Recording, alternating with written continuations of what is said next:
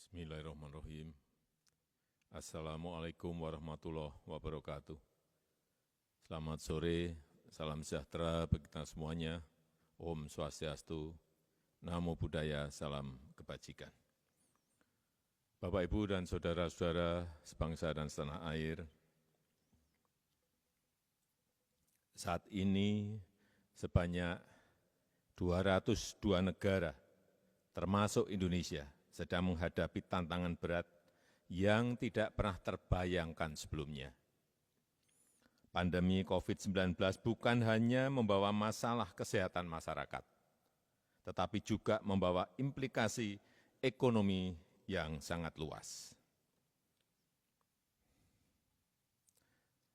Karena yang kita hadapi saat ini adalah situasi yang memaksa,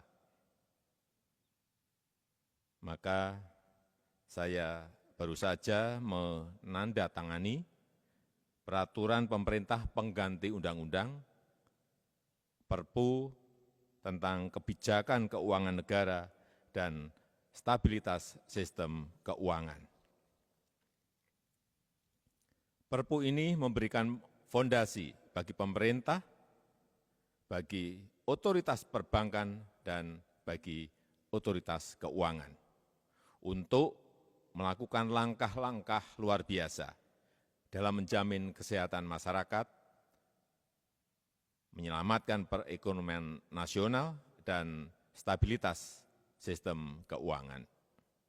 Pertama, pemerintah memutuskan total tambahan belanja dan pembiayaan APBN tahun 2020 untuk penanganan COVID-19 adalah sebesar Rp405,1 triliun.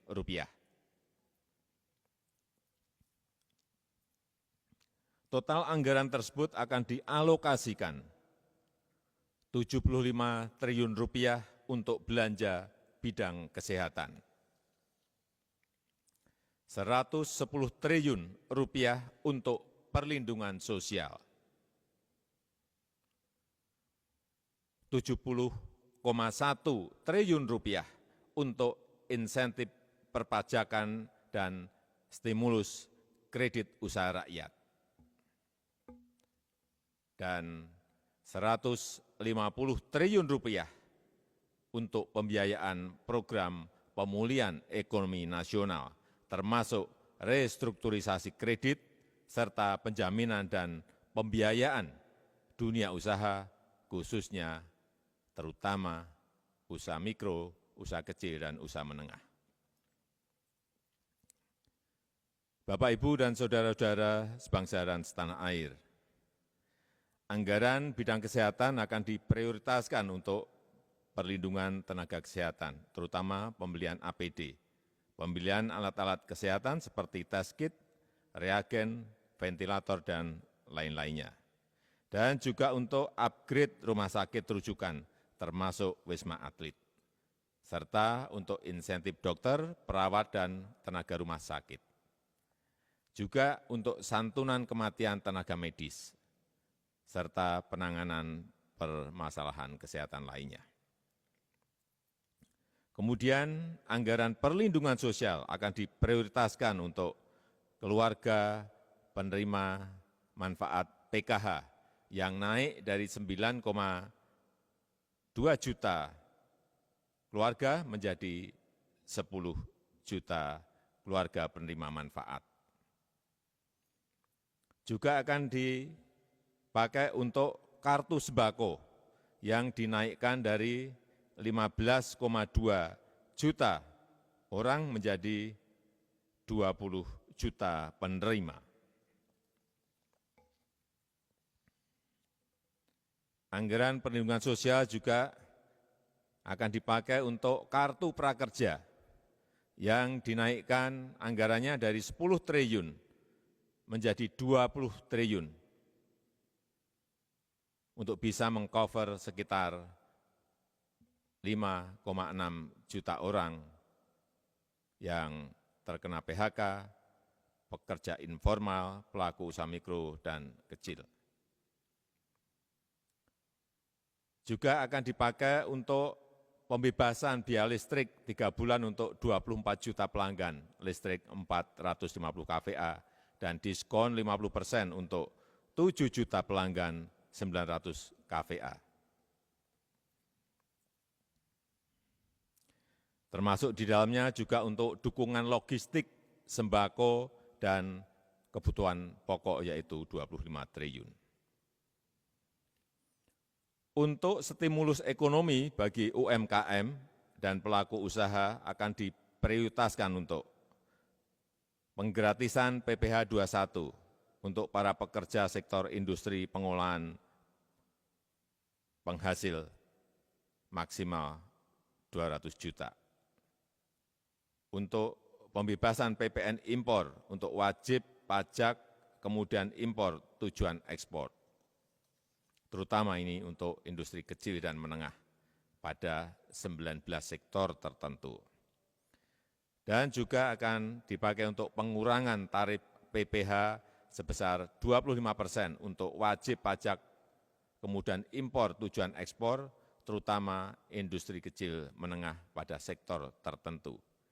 Dan juga percepatan restitusi PPN bagi 19 sektor tertentu untuk menjaga likuiditas pelaku usaha. Dan untuk penurunan tarif PPh badan sebesar 3% dari 25% menjadi 22%. Serta untuk penundaan pembayaran pokok dan bunga untuk semua skim KUR yang terdampak COVID-19 selama 6 bulan. Untuk bidang non-fiskal,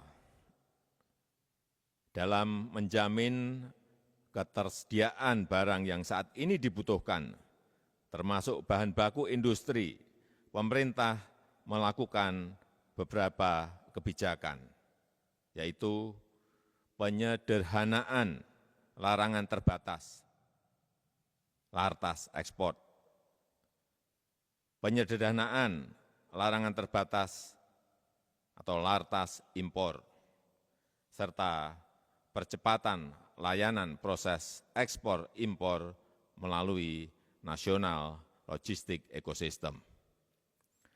Bapak Ibu yang saya hormati, pemerintah bersama Bank Indonesia dan OJK mengoptimalkan bauran kebijakan moneter dan sektor keuangan untuk memberi daya dukung dan menjaga stabilitas pada perekonomian nasional. Bank Indonesia telah mengeluarkan kebijakan stimulus moneter melalui kebijakan intensitas triple intervention, kemudian menurunkan rasio giro wajib minimum valuta asing bank umum konvensional, dan juga memperluas underlying transaksi bagi investor asing dan penggunaan bank kustodi global dan domestik untuk kegiatan investasi. Kemudian Otoritas Jasa Keuangan juga menerbitkan beberapa kebijakan, yaitu keringanan dan atau penundaan pembayaran kredit atau leasing sampai dengan 10 miliar termasuk untuk UMKM dan pekerja informal maksimal 1 tahun. Serta memberikan keringanan dan atau penundaan pembayaran kredit atau leasing tanpa batasan plafon sesuai dengan kemampuan bayar debitur dan disepakati dengan bank atau lembaga leasing.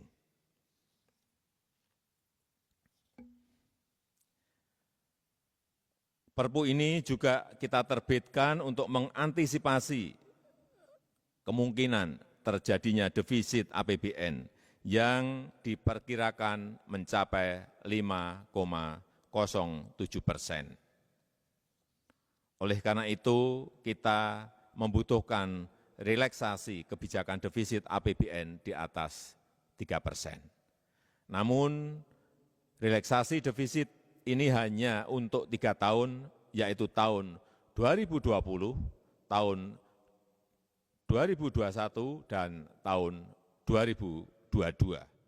Setelah itu, kita akan kembali ke disiplin fiskal maksimal defisit 3% mulai tahun 2023. Terakhir, saya mengharapkan dukungan dari DPR RI. Perpu yang baru saja saya tanda tangani ini akan segera diundangkan dan dilaksanakan, dan dalam waktu yang secepat-cepatnya kami akan menyampaikan kepada DPR RI untuk mendapatkan persetujuan menjadi undang-undang. Demikian, terima kasih. Wassalamualaikum warahmatullahi wabarakatuh.